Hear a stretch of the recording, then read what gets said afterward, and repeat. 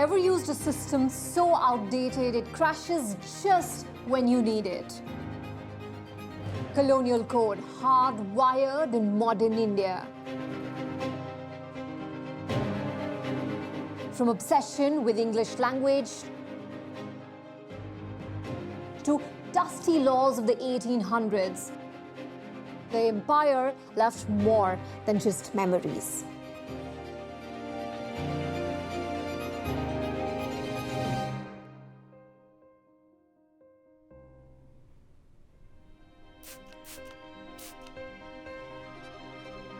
Good, Bharat. Thank you. Lingering shadows, echoes of a past. He is here to help clear the colonial fog, the hangover, once and for all.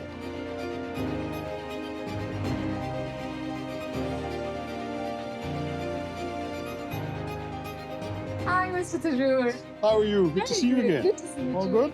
Very good. I'm not going to ask you if you slept well. Don't.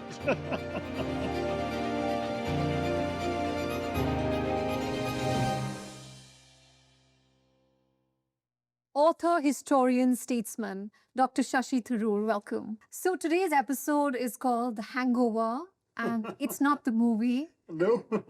so we'll get straight into it. Now, Bhavesh Agarwal, who is the CEO of Ola Cabs, he says that India creates 20% of the world's digital data. Now, only 10% stays here. The rest of it goes outside, gets processed, gets converted into AI, and then it's sold back to India. Now, this sounds, Shashi, something like what the East India Company did to India's cotton. Do you think we're in the middle of digital colonialism 2.0? It's an interesting way of looking at it. I mean, colonialism, as you know, was imposed by the force of arms. Today's approaches, and certainly what you just called digital colonialism, is more about voluntary compliance as well. It's like all of us get these wretched consent things, right? There's a whole long list of legally impenetrable things that we are surrendering when we use a website or get onto a server or use a Wi-Fi or whatever. And automatically, most of us don't read them. We just click I accept so we can have access to what we want, right? Now, is that voluntary? Is that a form of insidious colonialism? Difficult to say, but we all are participating in that structure. Secondly, data is generated by people, but the systems that use, process, and circulate that data are generated, created, established in the developed countries, and particularly in the United States. Of course, now it's a little more widespread than just the US, but the internet was invented in the US, right? So let's start out with the fact that they had that first mover advantage and they created a genuinely beneficial system. We all value the internet. Look, I remember when I was a student abroad and calling my parents cost me an arm and a leg. I had to skip a meal if I wanted to speak to my parents. And today you can call around the world for free thanks to the internet. You can be in instant contact with people across the world. There are lots of, so there are obvious advantages. And because of those advantages, we're all complicit in the system. Now, I think there are ways in which we can address data colonialism, which we have not fully done. One certainly would be to not just generate more data here, but keep it here. But at the same time, we can't do that in a way that if we start putting up protectionist barriers, that other countries might do it to us too. We need access to data they generate. And a lot of data, a lot of knowledge comes from the developed world. We can't be denied access to that. And therefore, the deal is we can't deny them access to our data. We've got to figure out a way in which there is some mutuality. In the colonial era, the British told us what they are prepared to pay for our textiles, how much tariffs they would charge on our textiles if sent to their country, and what is more, we're able to impose the sale of their textiles in our country without any tariffs. We've talked about this. That is a completely unequal terms of trade. Today, in the sovereign world, we ought to slightly be able to equalize it. The internet seems to believe that colonialism never really died. It just got a tech upgrade. So unfair trade, exploitative data practices, global financial systems. Is colonialism then just here but with a better branding, say? Well, that's again one way of looking at it. Look, no one has ever claimed that in the history of the world there was genuine equality anywhere, right? There were always some countries that were richer than others, some countries that were more powerful than others, some countries that stole a march on certain technologies. I mean, think, for example, that the leading naval power in, say, the 1400s was Portugal. Tiny country today, relatively, I mean, I say this great respect and fondness for Portugal, relatively unimportant country even in the European scheme of things. But just 600 years ago, they conquered the seas. They had the biggest fleets, the ships, they were going all over the place. Now, that changed. So we can say in India 2,000 years ago, we were the United States of America in the world because we were the richest country. We had the largest export trade in the world. In fact, some estimates say that 50% of all the exports of goods came from India. But the fact is, that's 2,000 years ago. We can't keep living on borrowed glory. Things go up and down. There's a wonderful study by the British econometric historian Angus Maddison, which traces global GDPs going back to the time of Christ and tracing ups and downs throughout history. And that's given us some very useful data sets. But it shows that nobody has been on top permanently and nobody has been at the bottom permanently. Everyone's had their ups and downs. And I think let's first of all accept that nothing is permanent. What you and I are talking about is a reality of today, which may be different in 30 years' time, 50 years' time. As far as technology, financial structures, and so on are concerned, there is no doubt that the West, or the North, if you want to prefer the North-South divide as a term, has the dominance. Partially because these structures were established by them.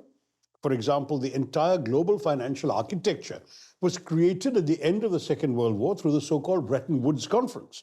The World Bank, the IMF, the way in which the world works was done there. And one of the things they did, for example, was the US, which was then by far the richest country in the world, I think probably about 50% of global GDP at the end of the Second World War, they decided in a spirit of both altruism and selfishness to create the Marshall Plan to rebuild the economies of the Western world, not of anybody else. So Western Europe got rebuilt from the destruction and ashes of World War II, and they became full-fledged participants in the global financial system. As recently as 10 years ago, Belgium's voting rights in the World Bank and IMF were higher than China's. So that is a reflection of who created the system, right? When it comes to digital, as we talked about earlier, they invented it. So obviously they set the terms. This is not necessarily going to be set in stone forever. We are seeing changes in technology. I remember when I was studying in graduate school in the States, the contempt that used to be expressed by American professors for China. Oh, they can't even make a car. They can't even make a plane. They don't know how to do that. They're getting everything from the Russians. And I'm talking of the 1970s. Today, China has startled the world by the way in which its technology, maybe it was one day at one point derived from copying the West, today is far outstripped them. For example, their e-vehicles have got a worldwide reputation. We're now hearing about the sophistication of their digital technologies. The AI program they invented is cheaper, faster, more effective than the existing competitors in the West. Now, if China can do that, tomorrow India can do it too.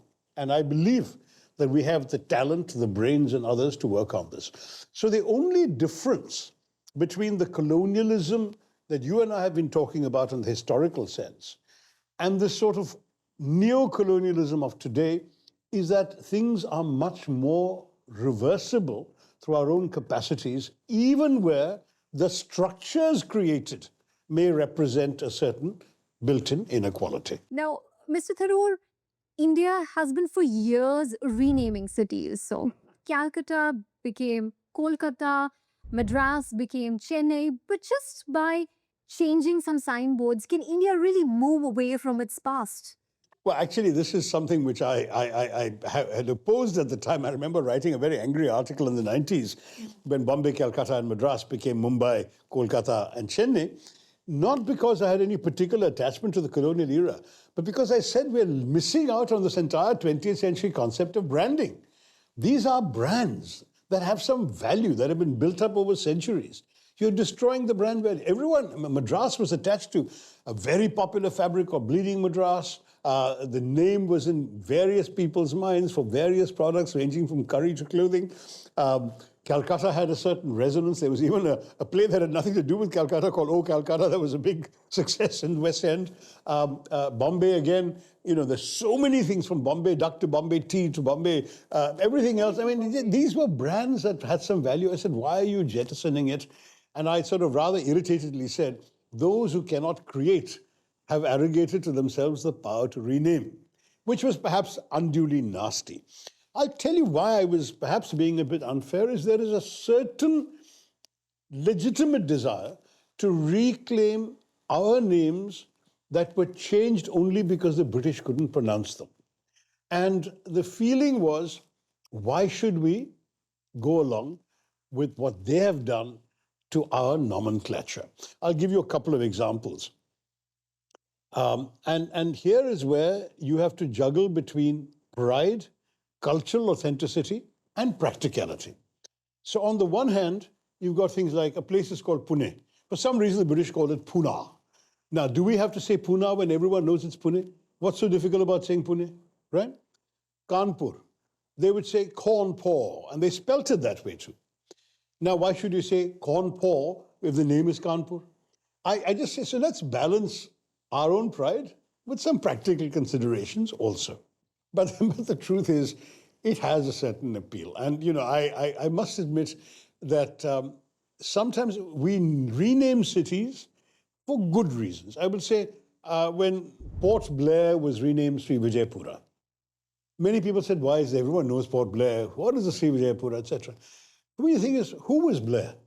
Was it somebody who mattered? Was his colonial legacy? He was apparently the first young British surveyor who surveyed that area of the Andamans. Right. Do we need to recall his name in the name of a city? I mean, if necessary, you can have a plaque somewhere saying the first survey was done by Captain whatever, Archibald Blair or whatever. But to call the entire place, I don't see any harm in going back to an ancient name, which was in fact a name that was used in that region by the kings of that era, and call it Sri Vijayapura. That's easy for Indians to pronounce, and it's part of our history. So I don't object to that. Madras and Chennai you can quarrel about, because the funny thing is that there is a tradition around the world, now if you just go larger than India, where in different languages the same place can have different names. The Germans call their country Deutschland. In English we call it Germany. In French they call it Allemagne. Each country has a different name for the country. The Germans are not going around saying, we object, you have to say Deutschland in English.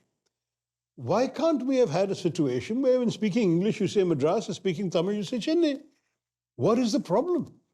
To my mind, there is a certain sort of inferiority complex implicit in insisting that my language and my name and my system must be something everybody else uses. One name that has the internet go bonkers is Bharat. Sashi, where do you stand there? That's where I absolutely insist. When I speak in Hindi or Malayalam, I say Bharat. And when I speak in English, I say India. Not just because of the branding, but because I believe it makes no sense to attempt to say Bharat in English. Have you seen a Westerner pronounce Bharat, by the way? It comes out as Bharat. I mean, it's absurd. It almost insults my country to have it being called Bharat. I would rather it be called India, which is a name that has been around for more than 2,000 years. How did India come about? It comes about from the same way the word Hindu came about. So the very people who are proud of being Hindu and are ashamed of being Indian should get their heads examined. Where is the root? The blessed Persians couldn't pronounce the letter S. So the river Sindhu, right, was the big barrier that many conquerors and migrants and so on found a challenge to cross. So the people east of the Sindhu, they called the Hindus because they couldn't say the S. So it became the Hindu and became. The Greeks got the name from the Persians, because the Greeks and the Persians, of course, remember Alexander Macedonia coming all that way, etc. Those guys started saying Indus, because the Greek Roman endings of US at the end of things, they took the Ind and they made it Indus. So in English it became Indus. Everything east of the Indus became India. Now, for 2,000 years, in all the Western languages, Western maps, Western writings, India was this fabled land of riches, of glory, of culture, a desirable place to go to. It became such a wonderful concept that in the Arabic language, Hind is actually a word associated with beauty. There are girls even today named Hind to convey that they are going to be beautiful. Babies are called Hind.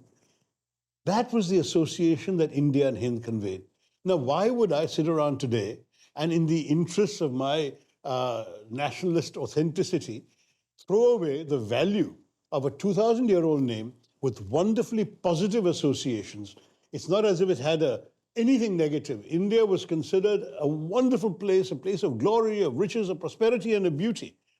Why would I throw that away in order to serve myself? When I speak in my own language, it happens to be the name of my country in my language. Like the way the Germans say Deutschland when they speak German. I will say Bharat.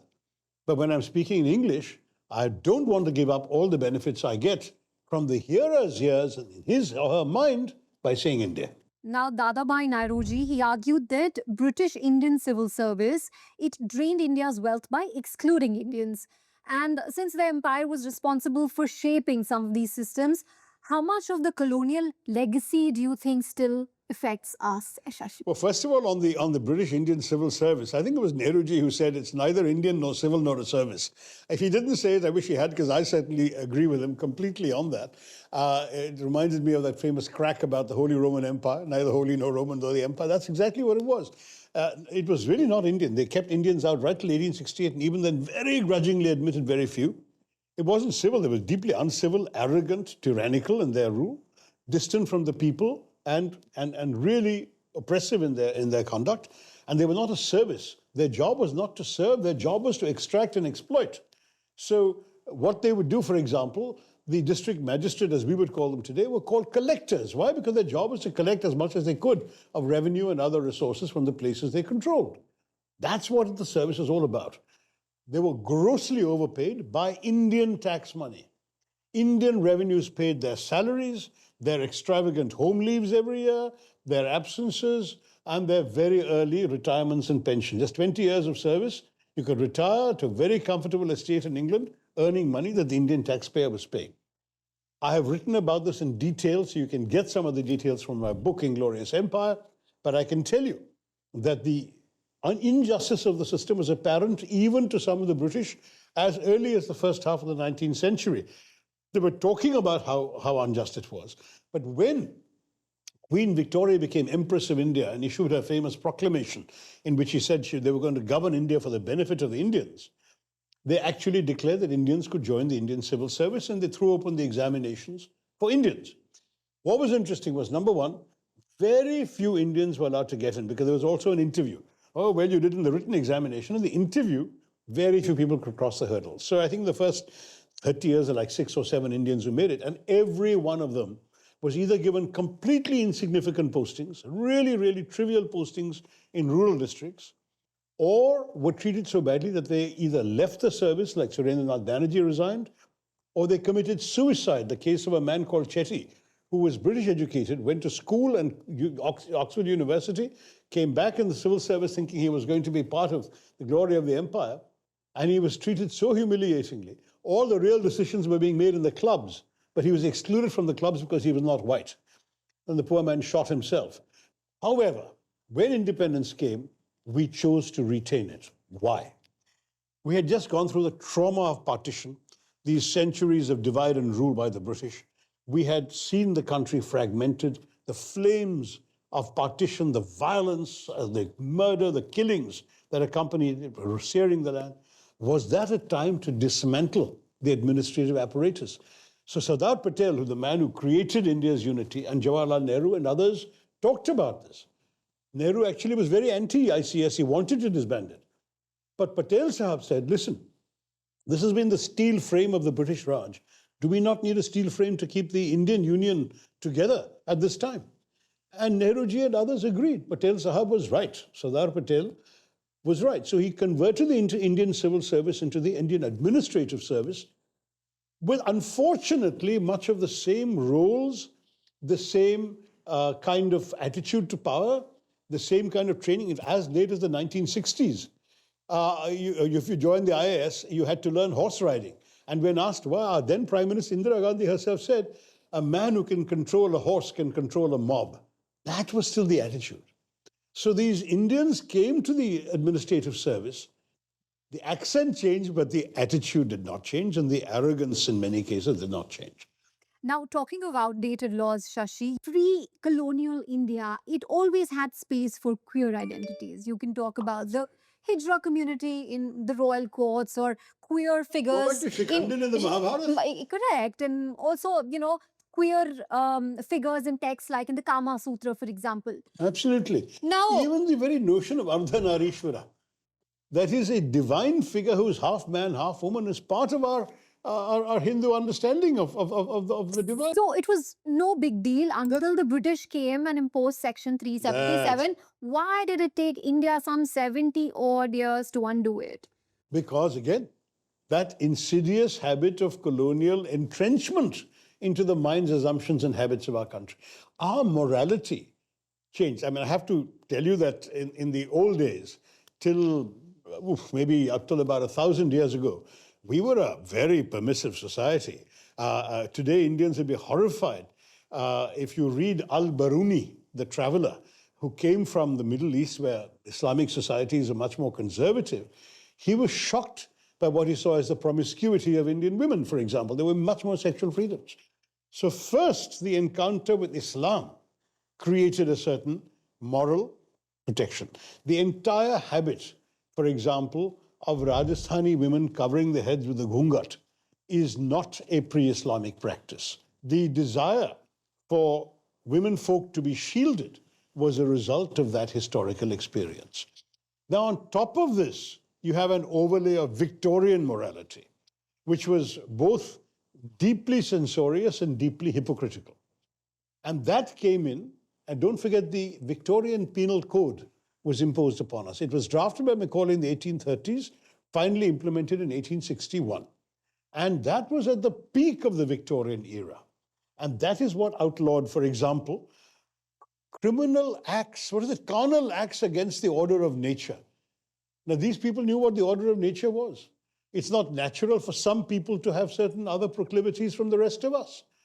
Who told them that? Victorian morality.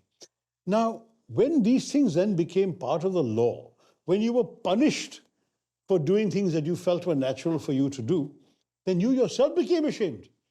Think of the number of gay people and queer people who've had to commit suicide in our country over the last century or so because they felt so ashamed themselves of who they were. Now, these are inhumane things, and the very country that imposed these laws on us, the British, decriminalized all of this by the 1960s and 70s. We, however, the big old lumbering elephant, took much longer. And when I tried to bring a bill saying this is ridiculous, it was the ruling party's MPs that shouted me down not once but twice. Now, we say that the British left, but did they really? English state. Parents, they're teaching their children the English language even before they teach them their mother tongue. States are fighting about Hindi, but never English. Shashi, are we actually raising another colonized generation as No, Macaulay we're raising would a have more wanted? globalized generation. Look, I'll tell you, today there are more people who speak English in India, more Indians who speak English in India than there were when the British left, right? And it's not just because there are more Indians altogether, it's because people have seen the advantages of English, and the modern late 20th and early 21st century economy is a globalized economy. It's an economy where people undoubtedly have advantages in speaking in English. Why? Let's say I am somebody sitting in Kerala and I'm going to sell you something in Delhi. What language do I speak to you? If I don't know Hindi and you don't know Malayalam, can I persuade you to buy my item? English is useful. The same logic now applies to my customer sitting in Germany. I don't know German, he doesn't know Hindi, but we both have a second language called English. We talk, we do our. In this incredibly globalized world, English is an advantage. And people who have that advantage, they will get more access to jobs. Shashi, the internet has reacted, and I'd love for you to react as well. When the Queen showed up here, she went for Kamal Hassan's movie about a freedom fighter fighting the British. Prince Charles also inaugurated a movie called Mangal Pandey, that blockbuster Bollywood movie. Now, the crowd... What about Lagan? Lagan as Well, well. he beat the British at cricket. The crowd clapping for the rebels. Yeah. How do you see it? No, I think this is all part of coming to terms with the fact that they are no longer top dogs, and that, there's an old African proverb that that as long as the lion doesn't have a voice, the tail of the hunt will always be that of the hunter. Now the lion has found its voice. So we're making our own stories. And we have a chance now to tell stories from our point of view. The success of RRR at the Oscars, the success of Lagan, which became a shortlisted movie for Best Film. This is all a way of actually opening the eyes of the world to the fact that there is another way of looking at these stories. If you look at the Hollywood and British depictions of colonialism in the films from, say, the 1920s to well into the end of the 20th century, it's entirely glorifying empire. It's depicting their rule as benevolent, as kind, and of course in conflict they always win. I remember watching a film called Ganga Din and wondering why the bad guys won in the end. I was rooting for the Indians to win this battle. But no, the bad guys won, and of course poor Ganga Din as a water carrier went and helped the British rather than his own people. That era is now over. Even if a British person makes a film today about colonial India, he would have to show some sensitivity to the fact that there is an Indian point of view. It's very striking that this very remarkable, not always historically accurate, but still remarkable film on Mahatma Gandhi was made by a British director, Richard Attenborough. So he comes in the 1980s, less than 40 years after independence, and he realizes the story to be told is one that doesn't flatter his own people, but he makes it well. I don't know if you've seen this reel doing the rounds. There was this Dhoom Machale song, a blockbuster Bollywood song. Played on bagpipes. Played on bagpipers, and King Charles and Queen Camilla there. How do you react? Oh, I loved it. But don't forget that in India we've been doing this. What is fascinating is the British left in 1947. We still have bagpipers in the Indian army. This is not a native instrument, right? This is an instrument left to us by the Scots, for God's sake. The truth is that we embrace, we take, we absorb, and we make it uniquely Indian. Hopefully, the hangover, as you said, slowly and gradually will fade away. Thank you very much for speaking to us. Great talking to you. The colonial hangover lingers in our laws, language, and mindset. Breaking free means facing uncomfortable truths and rewriting the code imposed upon us. The system may hang, but it can be rebooted.